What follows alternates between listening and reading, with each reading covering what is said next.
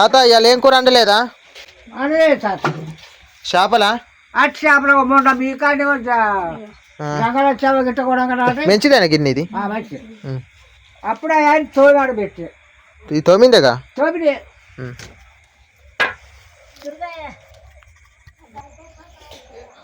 ఆ అమ్మకు పానం మించలేక కూర అండలేదు. కాకపోతే ఇది ఇచ్చారు కానీ దీనికి మొత్తం రోత ఉన్నది.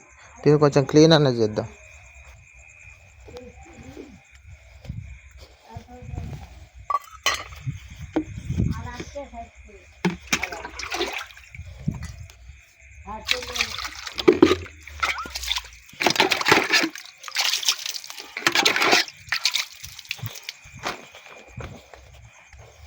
కొంచెం ఇప్పుడు కొంచెం ఉన్నది, మొత్తం అప్పుడు కొంచెం డస్ట్ ఉండే. ఎక్కడన్నావే? తాత వాళ్ళ కట్ట ఇంత కూర అట పోయి ఇగో ఇక్కడ పెట్టినా. వాళ్ళు అండుకోలే, అమ్మ పానం మించలేదు కదా అమ్మది. కొద్దిగా అంత పోయి ఏంది నిఖిల్ ఎత్తుకోనా? దా పోసినావా?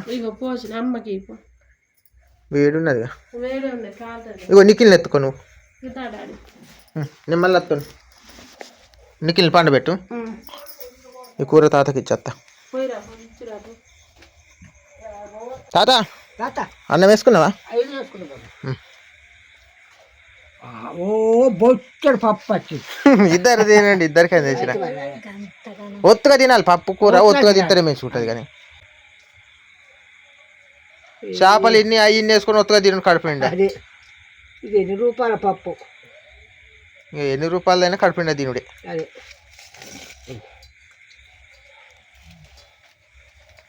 పొద్దున తినక పిల్లలు బయట లేకూడదు. రోజు